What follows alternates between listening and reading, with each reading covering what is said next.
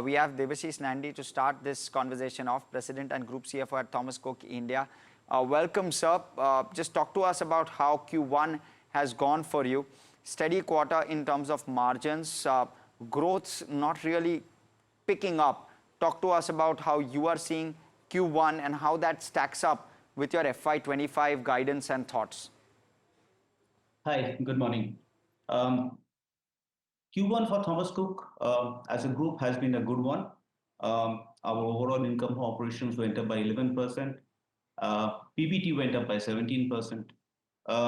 If you look at our cash position, it improved by about 350 crores. Our overall cash that we have on the books is about 1867 crores as of now. During the quarter, even CRISIL raised the overall outlook to positive from neutral earlier. If you look at the individual segments, I think the foreign exchange and the travel segment did very well, and that's reflected in the profitability. On the leisure hospitality side, it was impacted by did get impacted by the heat waves in some locations and the election, which resulted in lower occupancy, especially in the months of April and May. But I think they did a smart recovery in June, and they continue to do that in the months of July and August as we speak. So overall, it's a good quarter. We continue to hold on to whatever outlook we had presented to the market earlier. FY25 will be a good year for us. Travel has revived substantially. That was the only piece that was missing in the whole thing, and that has revived pretty well. Right.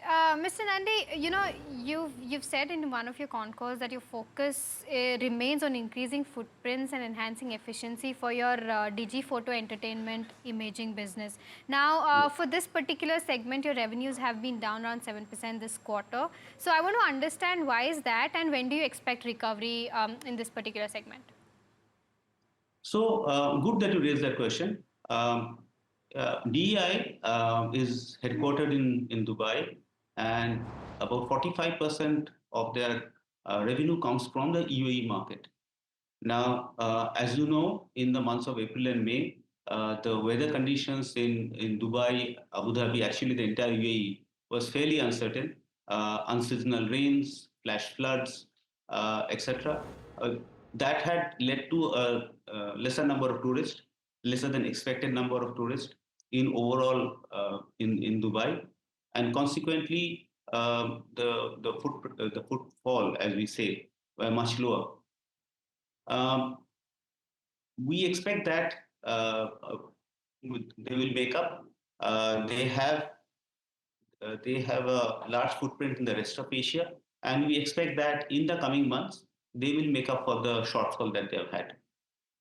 Right. Mr. Nandi, you also mentioned that you're sitting on a cash of roughly 1870 odd crores. So I want to understand that what are your plans with respect to the kind of amount of cash you're sitting on? Okay. So I think one thing that's very well known in the market is a large part of the cash is on account of the float that we have on our prepaid cards. So roughly about 1,400 crores out of the 1867 crores is on account of the float. It's not that the cash stays idle. We do derive some income on that because a large amount of that is locked up in deposits, etc. So effectively, our the cash that we really have on the books is close to about 480 crores or so. And our net debt on the books is close to about 300 crores. So that's the cash that we really have. However, overall cash will continue to grow. The free cash will continue to grow as the group generates more and more cash. Right now, the first thing that we want to do over the next 18 to 24 months is pay off our debts. The debts that we have are long-term debts with specific repayment plans. We have been trying to prepay these debts for a while. Unfortunately, the bankers are not very cooperative in terms of taking back money earlier than when they're due. But eventually, we'll pay them off, and then we'll have to work out a plan for the surplus cash. Got it. Mr. Nandi, how will this payment work over the next 1 to 2 years? Give us some kind of thought as to how the payment of this debt will go about. How will you go about it? So the debt that we have on our books is expected to be liquidated. If we go exactly as per terms, it will get liquidated over the next 36 months. We hope to prepay some of them. We hope to convince the banks to take back some of that and prepay that. That's why I said a period of 18 to 24 months is probably what we need to prepay that. Right. Mr. Nandi, now I'll, shift focus to business side of things. Particularly in the sector that you operate, there's a lot of competition from the unorganized sector. So, what are the kind of trends that you're observing right now, and how intense is this competition for you? See, the only large companies or the organized companies that are there in the market today are really Thomas Cook and SOTC, which is part of the group. The rest of the market is composed of regional players, and there are a lot of small shops that also sell leisure holidays. Uh, what has happened over time, especially post-COVID, is the market has really expanded.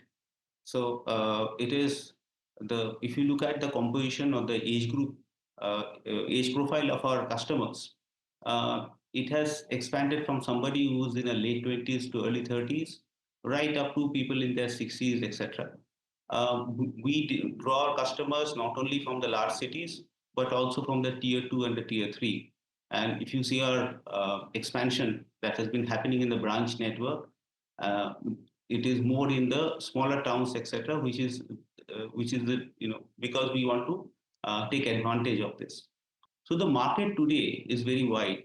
Uh, the incomes have risen, the infrastructure has improved. There have been a lot of airports have been set up in regional towns, which has improved access to international airports for the people who are staying in and around those places. So today we don't see a challenge in terms of grabbing market share. The market is there for everyone, and it's not that we are facing intense competitive pressure. And being the largest in the market also helps. All right. And so any plans with regard to value unlocking? You have plenty of businesses within your fold. The general, at least consensus seems to be that there will be some value unlocking on the cards. See, the market is always awash with rumors, isn't it? So as of now, we don't really. If you are talking about value unlocking as in a divestment or something like that, honestly, we do not have something in the pipeline as of now. Yes, we did that before. We did that a few years back for Quest, and I think that's why the market always feels that we'll come up with another similar thing in the next few months. But right now, there's no plan. The plan is to consolidate, uh, grow the cash balance, and yes, in time, unless we are able to use the cash in terms of use and find an effective use of that cash, we will obviously try and reward the shareholders. Maybe in some form. Through it could be a dividend, it could be a buyback. We did try a buyback before, so in some form or the other. So then, Mr. Nandi, how early are you planning this buyback that you're talking about? No, we are not planning a buyback. Right? As I told you, the cash position, they effectively out of the let's say 1900 crores, about 1400 is on the float. Out of the balance, roughly 500 crores. If I take out the debt, the net cash that I have is 200 crores. So that's all the cash that I have today. We would like to build up the cash balances and over the next few years, and only if we don't find any right use for that cash will we consider a buyback. We are not considering a buyback right now. Understood. And sir, just with regard to, again, the value unlocking which you were speaking about, at what point, you said that there is some bit of maturity to go for businesses before you could consider some value unlocking for shareholders. At what point would you believe that some of these businesses have started to get mature and thereafter start considering this possible value unlocking? No, what I really meant is that if you say value unlocking by way of dividend or a share buyback, I've told you the path that is there. But if you're talking about value unlocking by way of divesting a business, I don't think we are there as yet. There is no such thought as of now. We have four segments. We are focused on all the four segments. Some segments are doing well. Some are, on the pathway to get better. We want all the segments to grow faster and better before you think of anything else. Right. Okay. Well, Mr. Nandi, thank you so much for giving us those insights and all the best for the entire financial year.